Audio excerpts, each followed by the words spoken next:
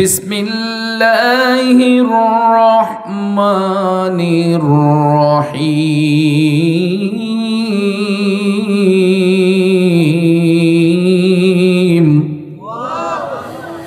ইন্নামা ইউরিদুল্লাহু লিইয়ুযহিবা আনকুমুর রিজসা আহলাল বাইতি ওয়া ইউতাহহিরাকুম তাতহীরা।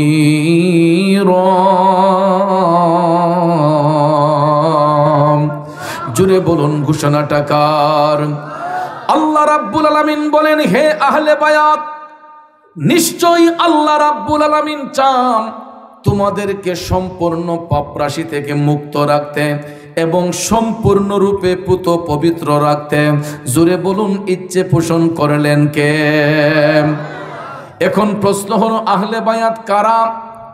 বাবাজিরা আমার, এটা বোঝার আগে আমরা এই আয়াতে কারিমার শানে নজুলটা একটা বোঝার চেষ্টা করব।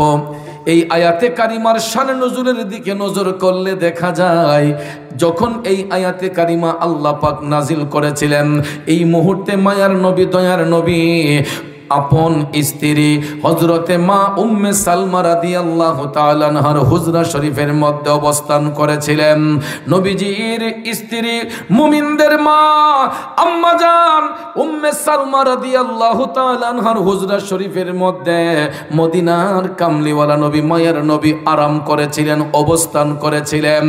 এমন সময় আম্মা জান উম্মে সালমা রাদিয়াল্লাহু তাআলা আনহা তিনি বলতেছেন, যখন এই আয়াতে কারিমা অবতীর্ণ করা হয়েছিল, আমার ঘরের মধ্যে রাসূল সহ 7 জন উপস্থিত ছিলেন। জোরে বলেন কয়জন?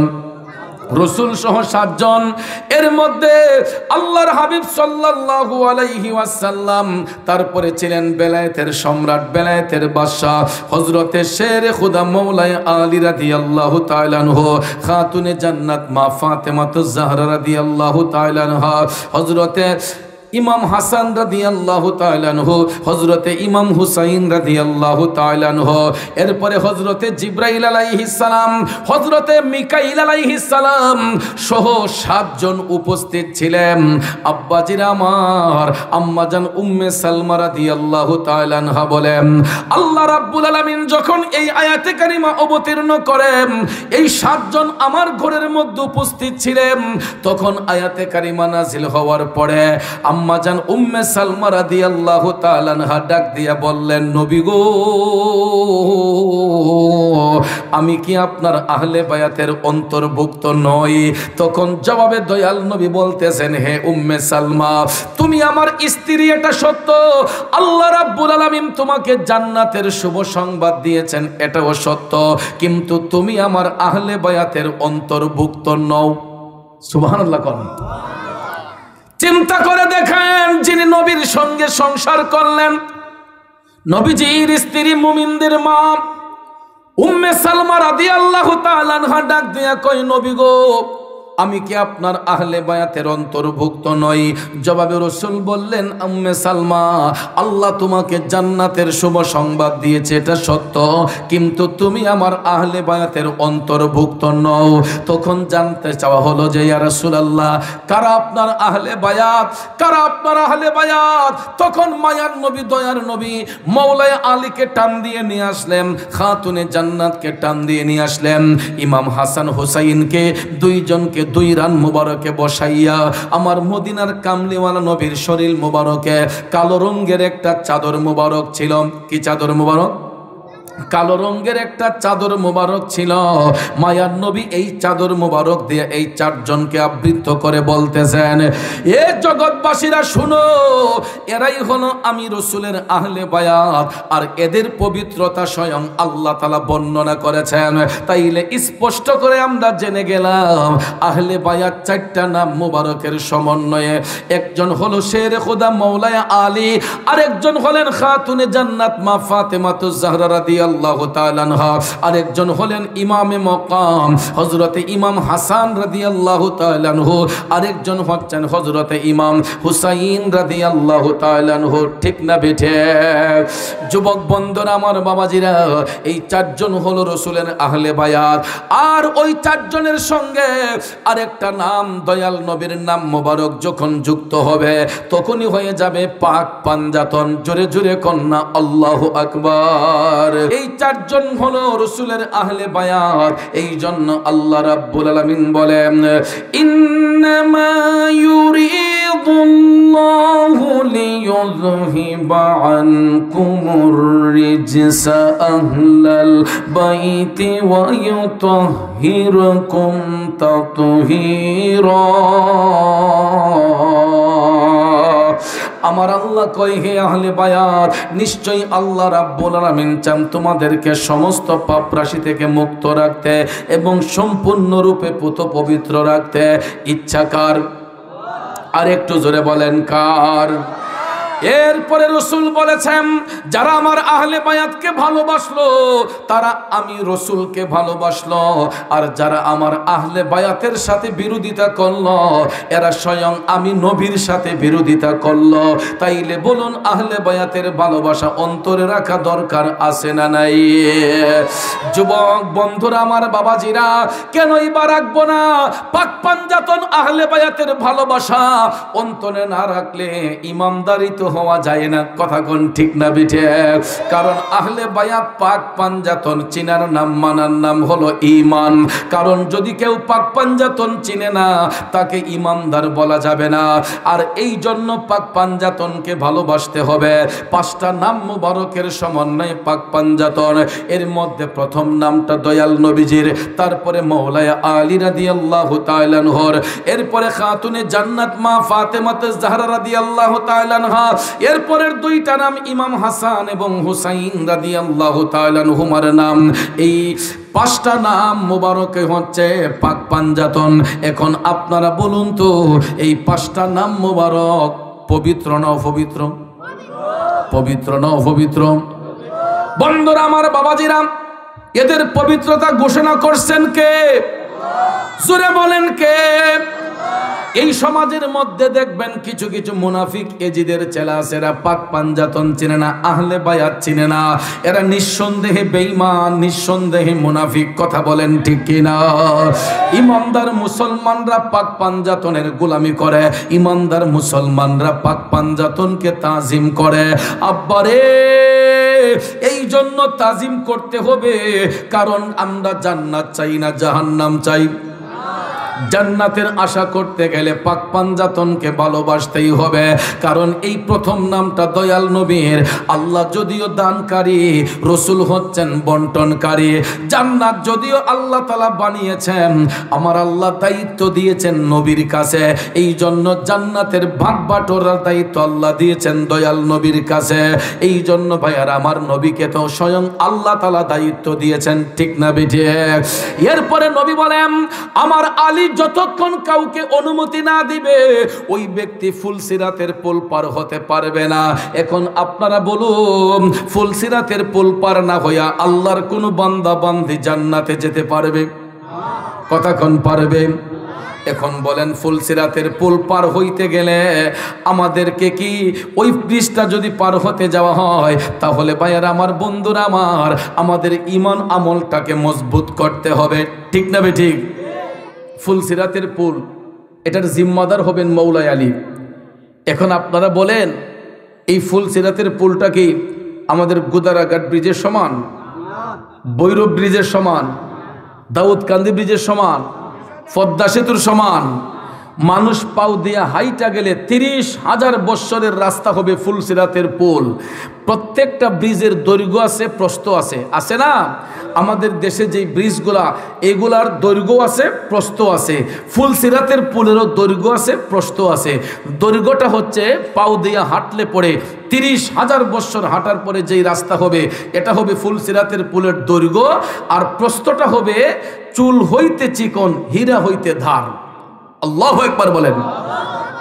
এই জন্য কবি কই চুল হইতে চিকন করছ হীরা হইতে ধার ফুলসিরাটা কেমনে হব পার মৌলা আমি গুনাহগার বেহিসাবে দিন গেল আমার বেহিসাবে দিন গেল আমার পাকো পরোয়ার বেহিসাবে দিন গেল আমার একটা জবানও বন্ধ রাখবেন না গো চিৎকার মেরে বলুন না আল্লাহু আকবার বন্ধুরা আমার বৈরব ব্রিজ পার হইতে গেলে দেখবেন টুল না দিয়া পার হওয়ান যায় না ঠিক না বিঠে পদ্মা সেতু পার হতে গেলে দেখবেন আপনাকে টুল আদায় করতে হয় যমুনা সেতু পার হইতে যান টুল আদায় করে যাইতে হয় এই রকম লম্বা লম্বা সেতু যদি পার হতে যান দেখবেন টুল না দিয়া কেউ পার হতে পারে না বন্ধুরা আমার ফুলসিরাতের পুল পার হইতে গেল আপনাকে আমাকে টুল আদায় করে যাইতে হবে দুনিয়ার ব্রিজগুলা পার হইতে গেলে টাকা পয়সা দিয়ে আমাদেরকে টুলটা পার হতে হয় কিন্তু ফুলসিরাতের পুলের টুলটা পার হইতে গেলে কোনো টাকা পয়সা লাগবে না ওইখানে একটা পরিচয় নেওয়া হবে আমরা ইমানদার না বেঈমান ওই পরিচয়টা নেওয়ার জন্য যিনি বসে থাকবেন গো উনি হচ্ছেন বেলায়েতের সম্রাট শেরে খুদা হযরতে মাওলানা আলী রাদিয়াল্লাহু তাআলা আনহু চিৎকার মেরে কন্যা সুবহানাল্লাহ মাওলানা আলী পরিচয় শনাক্ত করার জন্য ফুলসিরাতের পুলের মধ্যে দাঁড়ানো থাকবেন আমার নবী বলছেন আলী যতক্ষণ কাউকে অনুমতি না দিবে ওই ব্যক্তি ফুলসিরাত পার হতে পারবে না আর যেই ব্যক্তির পরিচয়টা ইমানদার পাওয়া যাবে যেই ব্যক্তি ইমানদারের পরিচয় দিতে পারবে ওই ব্যক্তিটা এত সহজে ফুলসিরাতটা পার হবে চোখটা বন্ধ করতে যতটুকু সময় লাগে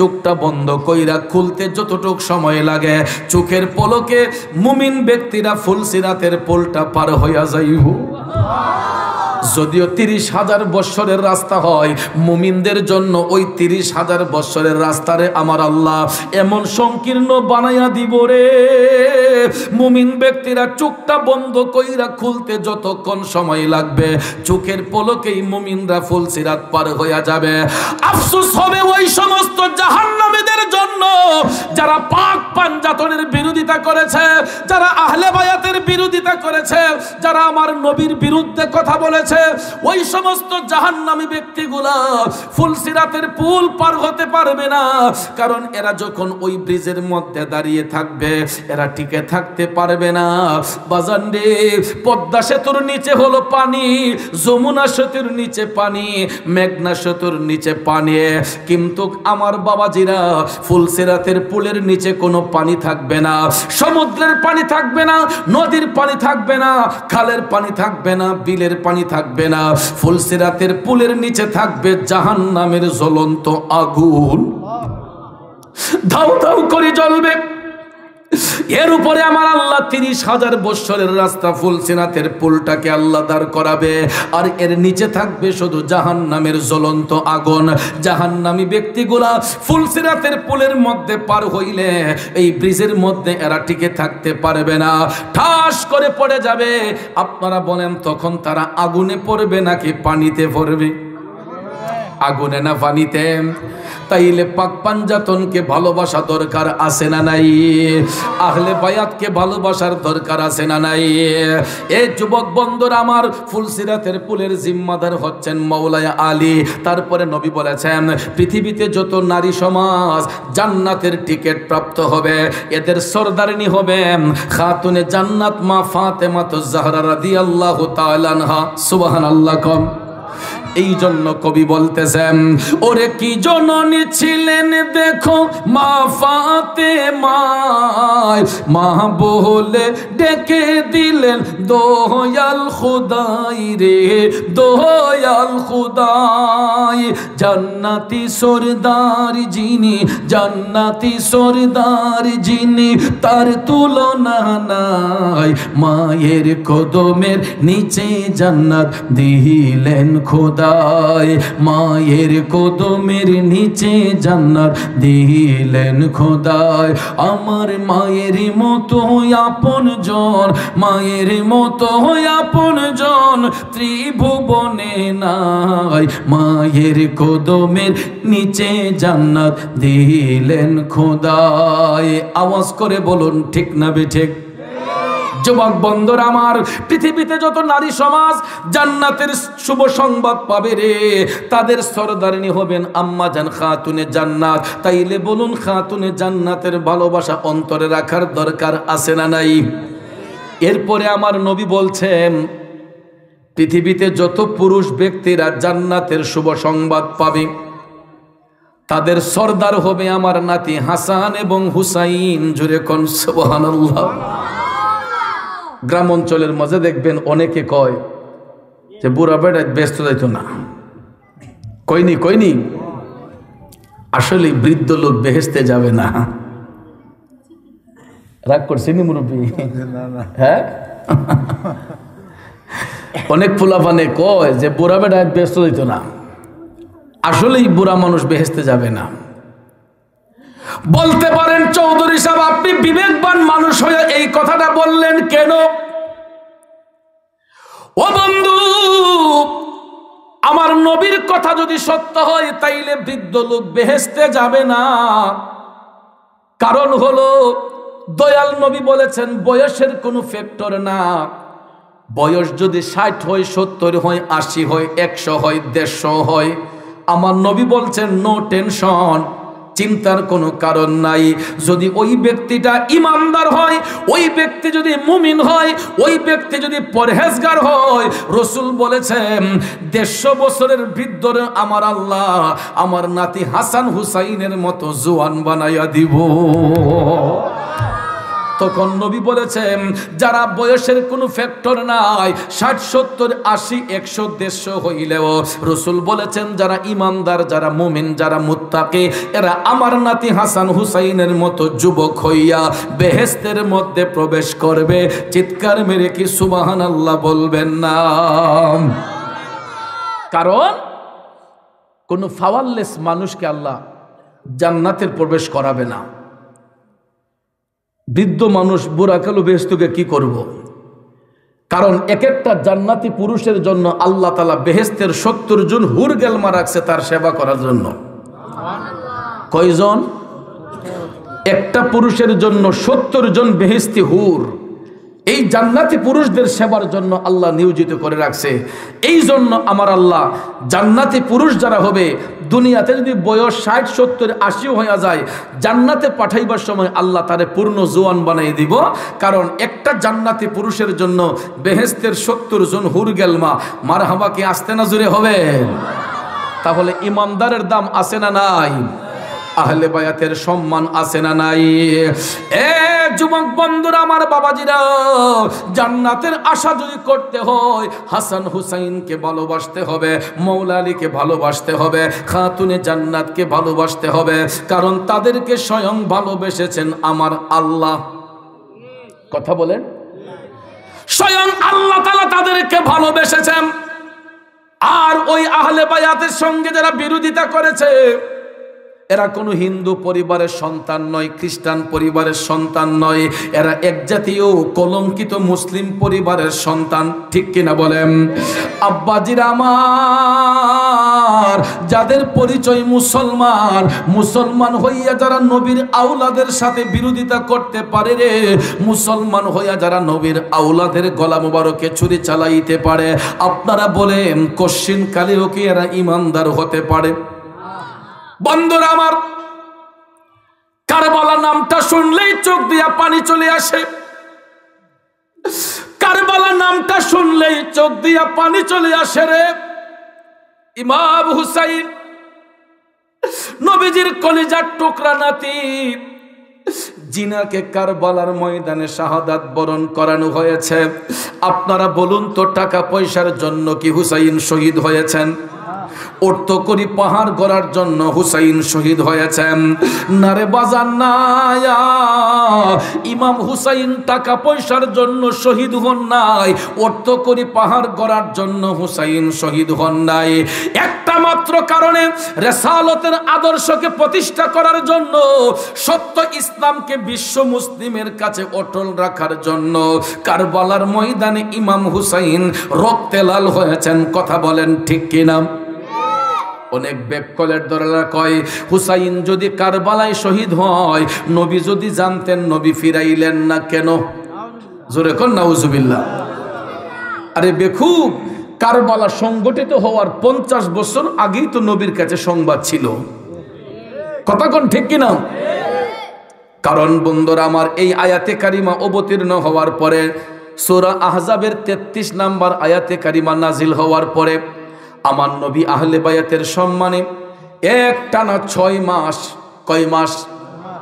একটানা 6 মাস দয়াল নবী হাসান হুসাইনকে দেখার জন্য প্রতিদিন একবার তাদের বাড়িতে যাইতেন। আমার নবী গিয়া নাতিদের সম্মানে, আহলে বায়াতের সম্মানে রসুল তাদেরকে গিয়ে সালাম দিতেন। হে আহলে বায়াত, তোমাদের উপর দুরুদ ও সালাম। নবীর বংশের আওলাদকে নবী নিজে সালাম দিচ্ছেন, হে আহলে বায়াত, তোমাদের উপর দুরুদ ও সালাম। স্বয়ং রাসূল খোদা সাল্লাল্লাহু আলাইহি ওয়াসাল্লাম তাদেরকে সালাম দিয়েছেন, তাদের পবিত্রতা ঘোষণা করছেন। সুবহানাল্লাহ কম। এরকম ভাবে প্রতিদিন আমার নবীজি একবার হাসান হুসাইনকে দেখার জন্য খাতুনে জান্নাতের হুজরা শরীফের মধ্যে যাইতেন। আমার মদিনার কামলিওয়ালা নবী প্রতিদিনের নিয়াই আম্মাজান খাতুনে জান্নাতের হুজরা শরীফের মধ্যে যাইয়া দয়াল নবী দেখেন হাসান হুসাইন ঘরে নাই। দয়াল নবী ডাক দিলেন, ফাতেমা রে, ও আমার কলিজার টুকরা ফাতেমা, আমার নাতি হাসান হুসাইন কোথায়? তাদেরকে একটু ডাকো। ইমাম হাসান হুসাইন মাঠে খেলা করছেন। এমন সময় আম্মাজান খাতুনে জান্নাত ডাক দিলেন, ও হাসান হুসাইন, হাসান হুসাইন রে, তোমাদের নানাজান রাহমাতাল লিল আলামিন নবী তোমাদেরকে তলব করেছেন। যখন ইমাম হাসান হুসাইন আমার নবীর সংবাদ পাইল, একটা দৌড় দিয়া লাব্বাইক ইয়া রাসূলুল্লাহ বলে জিন্দা নবীর কদম মুবারকে হাজির হইয়া গেছে। तेरी नस्ले पाक में है बच्चा बच्चा नूर का,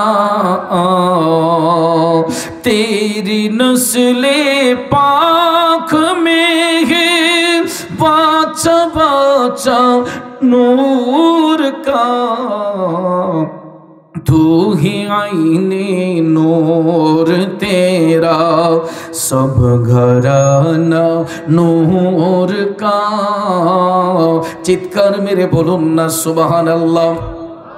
আর একটু জোরে বলুন ইয়া রাসূলুল্লাহ। যুবক বন্ধুরা আমার, ইমাম ইশকে মোহাব্বত আলা হযরত আজিমুল বরকত লেখেন, আমার নবীর বংশের 2টা নূরের তারকা, একটা হলো ইমাম হাসান আর একটা হইল ইমাম হুসাইন। আল্লাহু আকবার বলেন। বন্ধুরা গভীর মনোযোগ। আমার নবী হাসান হুসাইনকে তলব করার পরে খাতুনে জান্নাত যখন ডাক দিলেন, ইমাম হাসান হুসাইন লাব্বাইক ইয়া রাসূলুল্লাহ বলে আমার মদিনার কামলিওয়ালা নবীর কদম মুবারকে হাজির হইয়া গেল। এবার নবী একটা রান মুবারকে বসাইলেন ইমাম হাসানকে, আর একটা রান মুবারকের মধ্যে বসাইলেন ইমাম হুসাইনকে। 2 নাতিকে জড়াইয়া দইরা আমার নবী একটা চুম্বন দেন ইমাম হাসানের গালে, আর একটা চুম্বন দেন ইমাম হুসাইনের গালে। নবী আমার একটা চুম্বন ইমাম হাসানের গালে, আর একটা চুম্বন দেন ইমাম হুসাইনের গালে। এক পর্যায়ে দেখা যায় ইমাম হুসাইনের গালে যখন নবী চুম্বন দিলেন, আমার মদিনার কামলিওয়ালা নবীর চোখের পানি মুবারক টপ টপ করে ঝরে। হঠাৎ করে খাতুনে জান্নাত তাকাইয়া দেখে রে, জিন্দা নবীর চোখের পানি মুবারক টপ টপ করে পড়তেছে। আম্মা জান খাতুনে জান্নাত ডাক দিয়া কই নবী গো, ইয়া রাসূলুল্লাহ, মায়ার নবী, দয়ার নবী গো, আপনার চোখের পানি মুবারক পড়তেছে নবী গো, কি ব্যাপার ইয়া রাসূলুল্লাহ, আপনার নাতি হাসান হুসাইন কি কোনো কারণে আপনারে কষ্ট দিছে?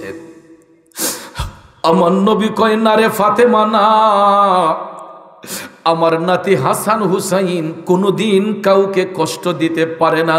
আমার নাতি হাসান হুসাইন আমি নবীরে কষ্ট দেয় নাই। খাতুনে জান্নাত কই নবী গো, তাইলে আপনি কান্না করতেছেন কেন? তখন আমার নবী ডাক দিয়ে কই ফাতেমা রে, আজ থেকে 50 বছর পরে কারবালা নামক প্রান্তরে আমার উম্মতের মধ্যে কিছু জাহেল উম্মত আমার নাতি হুসাইনের গলার মধ্যে ছুরি চালাইবে।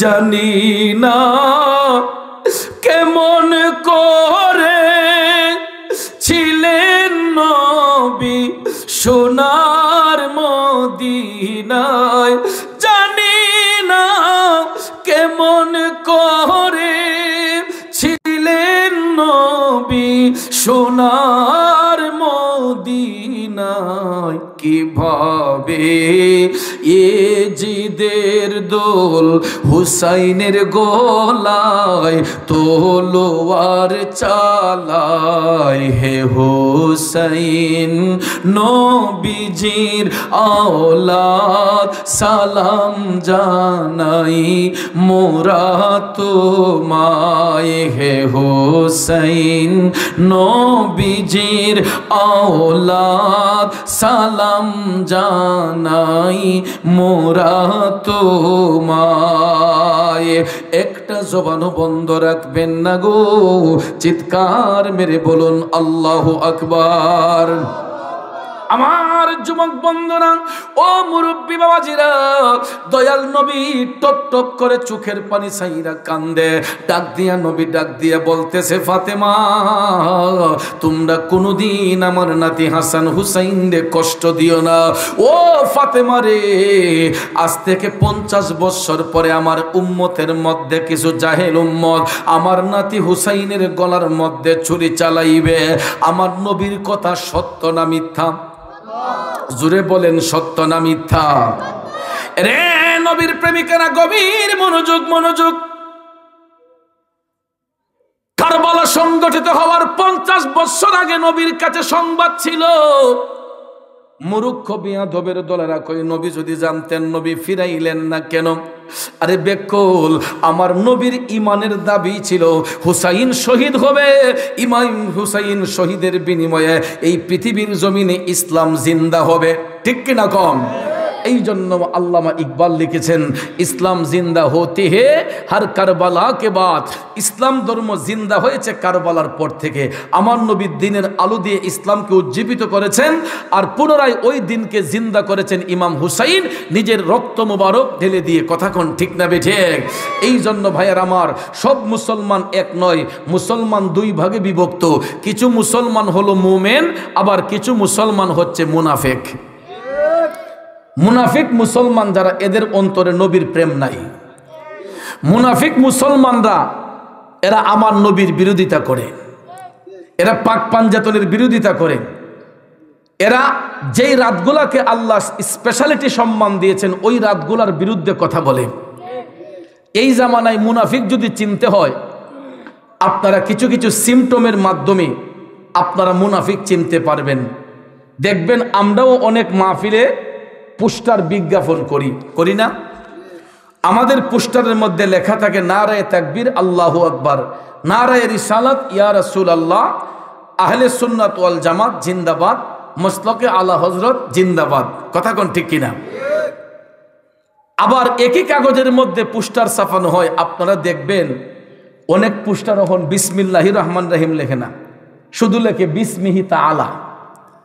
আবার অনেকটি পোস্টারের মধ্যে রেসালতের স্লোগান লেখে না, দিন ইসলামও লেখে না, শুধু লেখে লিল্লাহি তাকবীর। কি লিখে? লিল্লাহি তাকবীর।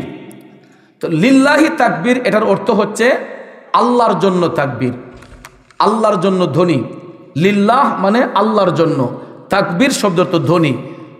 ধ্বনিটা কার জন্য? আল্লাহর জন্য। এখন দেখেন, আল্লাহর জন্য তাকবীর দিলেও আল্লাহ খুশি, না দিলেও আল্লাহ খুশি।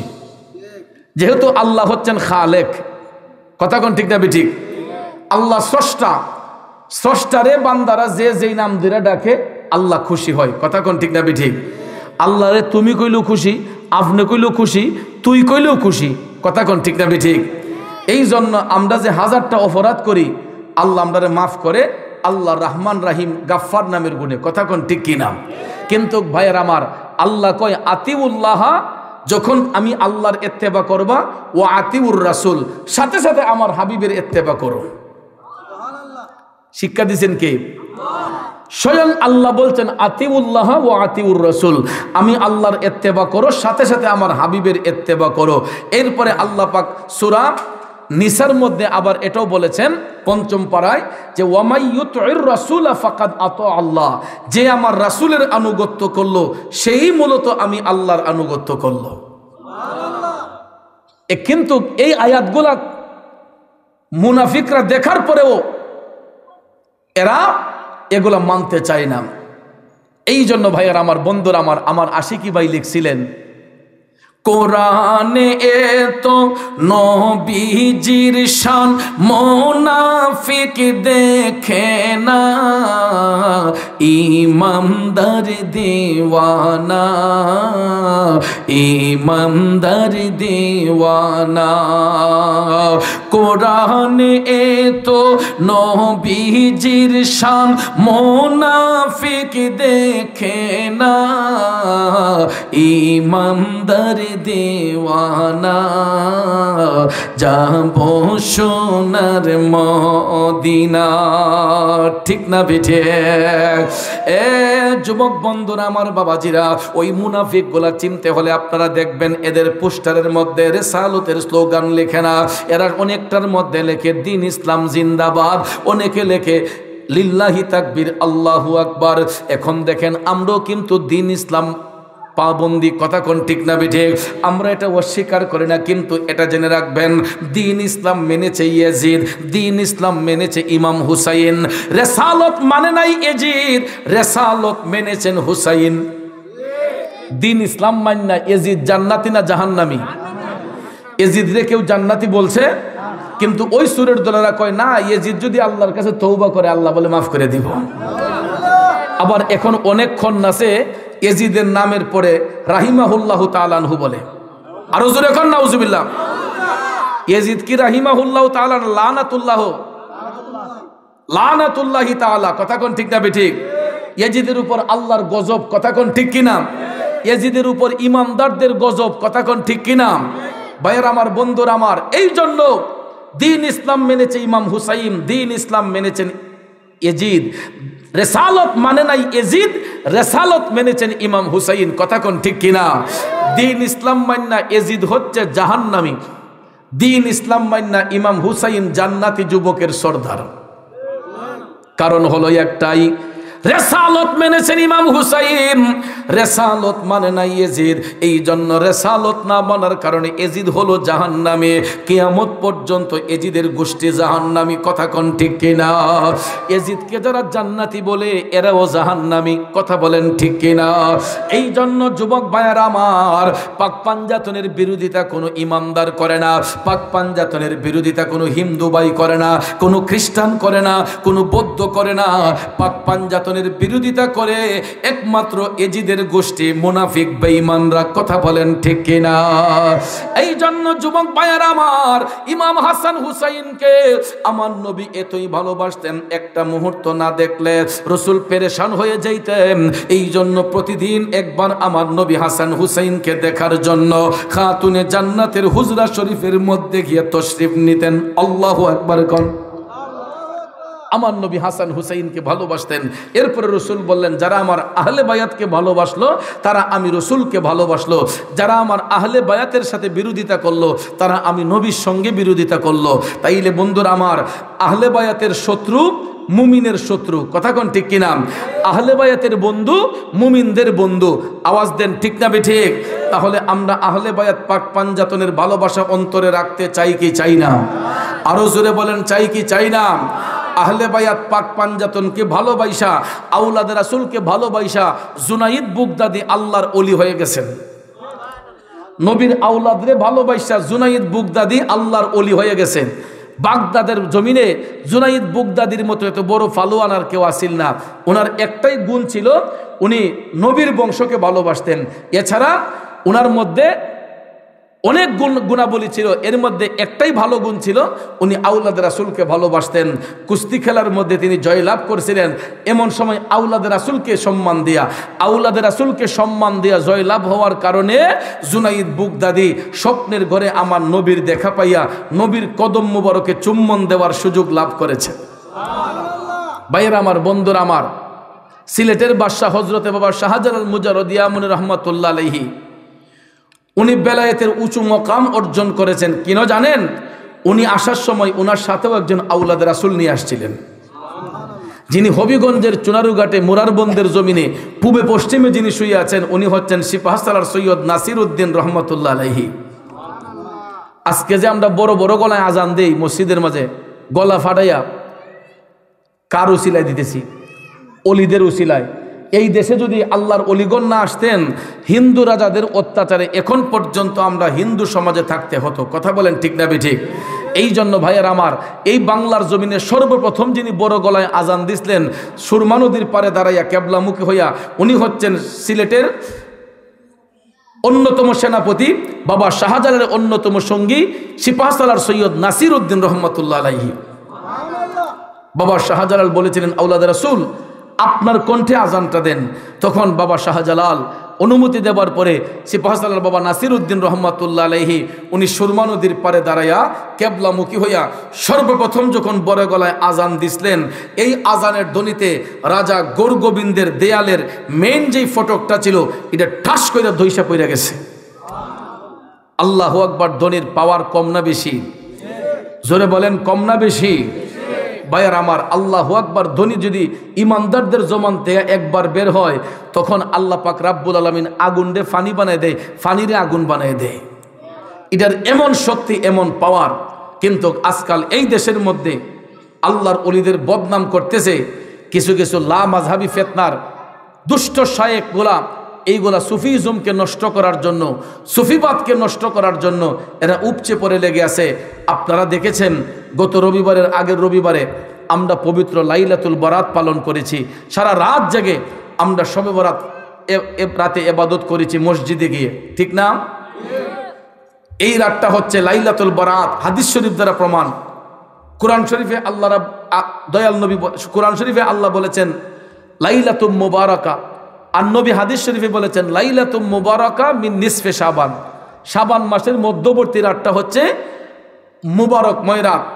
আর ওই রাতটাকে তথাকথিত একজন শায়েখ আহলে খবিসের একটা দুষ্ট, তার নাম হচ্ছে আকরামুজ্জামান। নাম কি? আমি বলি এটা আকরামুজ্জামান না, এটা বেকলুজ্জামান। কথা কোন ঠিক না ঠিক? এটা দাজ্জালুজ্জামান হবে। ভাইয়ের আমার, জামানার দাজ্জাল এটা। কথা কোন ঠিক না ঠিক? এটা আকরামুজ্জামান নয়, এটা দাজ্জালুজ্জামান। সে বলে শবে বরাতে রাতে মসজিদে গিয়া ইবাদত করার চাইতে বেশ্যাখানায় গিয়ে খারাপ কাজ করা অনেক ভালো। আচ্ছা বলেন, যেই দাজ্জালের জবান দিয়ে এই কথা আসতে পারে, তারে কি আলেম বলা দরকার না জালেম বলা দরকার? সে সঙ্গে সঙ্গে কুফরি করে কাফের হয়ে গেছে এবং তার স্ত্রী তালাক হয়ে গেছে। কারণ আল্লাহর কোরআনের সঙ্গে যারা কুফরি করে তার বিবি তালাক হয় আগে। কোরআনের সঙ্গে যারা কুফরি করে তার ইমাম তালাক হয়ে যায় সাথে সাথে। কথা কোন ঠিক না ঠিক? ভাইয়ের আমার, সে ইসলাম থেকে খারিজ হয়ে গেছে, কারণ সে কুফরি করেছে। কারণ সে বলেছে শবে বরাতের রাত্রে জায়গা থাইকা মসজিদে ইবাদতের চেয়ে বেশ্যাখানায় গিয়ে খারাপ কাজ করা ভালো। আপনারা বলেন, এই রকম মিথ্যাচার যেই বেয়াদবের জবান দিয়ে আসতে পারে, তাকে কি আলেম বলবেন না জালেম বলবেন? সে আল্লাহর বন্ধু নাকি শত্রু? সে নবীর বন্ধু না শত্রু? সে ইমানদারদের বন্ধু না শত্রু? সে মুমিনদের শত্রু। কথা বলেন ঠিক কিনা? ভাইয়ার আমার, ওই সমস্ত দাজ্জালদেরকে আইনের আওতায় এনে জনসম্মুখে এদেরকে ফাঁসির কাস্টে ঝুলালে ইসলামটা শান্তির হবে। কথা কোন ঠিক না ঠিক? ইসলামী অনুশাসনের ইমানদারদের মনের মধ্যে আনন্দ আসবে। আর না হলে ওই সমস্ত বিয়াদবদের কারণে আজকে মানুষ ইসলাম থেকে সরে যাচ্ছে, ইসলামের অনুশাসন অন্তরে লালায়িত করতে পারছে না। ওই সমস্ত বিয়াদবদের কিছু কিছু বিশ্রী বিশ্রী কথায় আপনারা দেখবেন এই খবিসগুলা আমাদের এলাকায় বিভিন্ন এলাকায় ছড়ে আসছে। এরা আনাচে কানাচে ছড়িয়ে ছিটিয়ে আছে। আপনারা দেখবেন মুরব্বীরা বলে যে বাপ দাদার নাম নাই, সান মোল্লা বিয়াই, ঠিক না বেঠি? এদের পূর্বপুরুষের ব্যাকগ্রাউন্ড দেখবেন, এদের 14 গোষ্ঠীতে একজন আলেম নাই।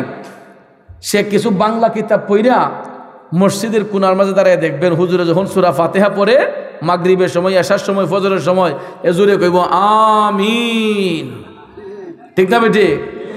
এরপরে 2 পাও সরাইয়া দাঁড়াইব নামাজের তহরি বাবা বুকের মধ্যে। ওই শয়তান চিনতে হইলে, খবিস চিনতে হইলে ওই ইডেরে দেখলে বুঝবেন ওইডুই শিখা খবিস। এইগুলা খবিসগুলাই ইসলামের মধ্যে ফাটল ধরায়। কথাটা কি বুঝতে পারছেন আপনারা? কারণ ইডিয়ে যে করতেছে নিজের বুঝে করতেছে না, তারে মোটা অঙ্কের টাকা দিয়ে কিনা এলাকার মাঝে ফাটানো হয়েছে যে তুমি এলাকার ছেলে, তুমি এলাকার মধ্যে যাও, টাকা নিয়ে যাও পকেটে গিয়া, তুমি এই সমস্ত কাজ করলে তোমার ফেভারে যখন আরো কিছু লোক আইব এরারও দেওয়াইব। আর ওই আহলে খবিসদের মসজিদে আমি নবীনগর দেখেছি, মসজিদে গিয়ে জুম্মা পড়লে যত মুসল্লি জুম্মা পড়ে প্রতি মুসল্লিরে 500 টাকা দেয়। হেরার মসজিদে গিয়ে জুম্মা পড়লই প্রতি মুসল্লিরে 500 টাকা করে দেয়। আপনারা বলেন টাকার দাম বেশি না ইমানের দাম বেশি? টাকা তো হাতের ময়লা, এখন আছে তখন নাই। কিন্তু ইমান যদি না থাকে, সারা জীবন যদি টাকা রুজি করেন, ওই টাকার কোনো মূল্য আছে? আগে হচ্ছে ইমান, এরপরে আমল। কথা কোন ঠিক না বেঠিক? আমল দিয়ে কি হবে যদি ইমান সঠিক না থাকে? এই জন্য প্রিয় ভাইয়ার আমার, আগে ইমান তারপরে আমল। কারণ তরকারি ফাঁক করে যদি লবণ না দিন বা তরকারি সব বাড়বো না কমবো? সব ধরনের মশলা দিছুন, লবণ দিছুন না, তরকারি মাটি। বাবুরসি রে গাইলিয়া দুমাতুল মানুষ এটা করতে আনছে রে বাবুরসি, অথচ দেখেন মশলা দেওয়াতে কোনো ত্রুটি রাখে নাই, সব ধরনের মশলা দিয়ে দিছে উইদাউট সল্ট, লবণ ছাড়া। আপনারা বলেন লবণ ছাড়া তরকারির কোনো মূল্য আছে?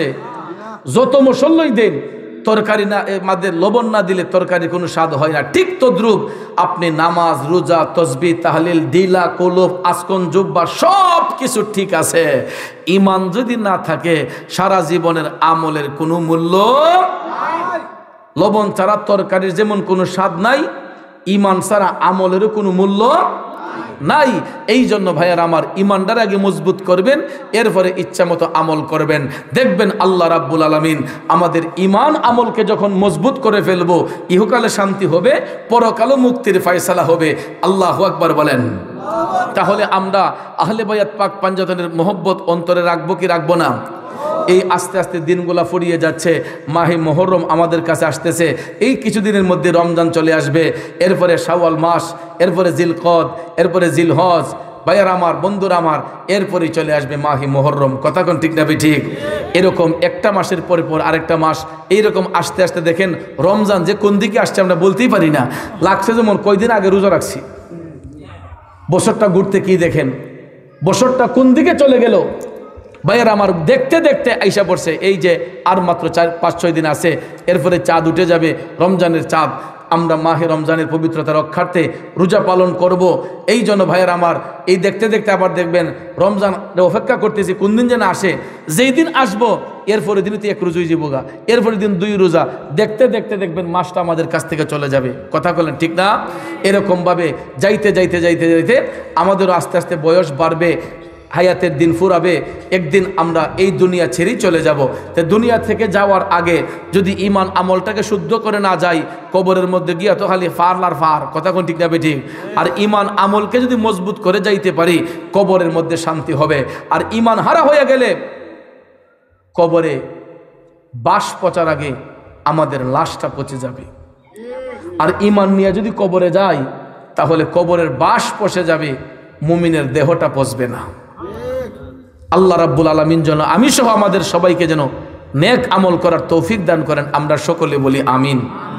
ভাইয়ের আমার, আমি মিষ্টি হুজুরে বলছিলাম যে বাদেশে আলোচনা করব, কিন্তু রাস্তায় যেই জাম, আমি আজকে আসছি, গতকালকে প্রোগ্রাম করছি, প্রথমটা করছি কুমিল্লা বুড়ির সং, এরপর একটা করছি আপনার কুমিল্লা সান্দিনা কইরা, এরপর রাত্রে 3টার সময় গিয়ে মাইক ধরছি আপনার অলিতলা লতিফিয়া দরবার শরীফে। 3 প্রোগ্রাম কইরা ফজরের নামাজ পড়ছি এসে আমার খানকায়, ওই কসবা উপজেলা ব্রাহ্মণবাড়িয়া কসবায় আমার খানকা শরীফে ফজরের নামাজ পড়া একটু ঘুমাইছি, যে এমন ঘুম লাগছে, নিজের জায়গাতে ঘুমাইছি, তো ঘুমাইছি, পরে আর চোখ ছুটছে না, দেখি আটকা দিয়ে জোরে আজান দিলাইছে। আজানের সময় উঠটা গোসল করে আমার এক মুরিদের ঘরে দাওয়াত আসছিল, এবারে দুনিয়াতে তিয়ার করছে না খাইয়াই কেমনে, এরপরে দাওয়াত খাইলাম।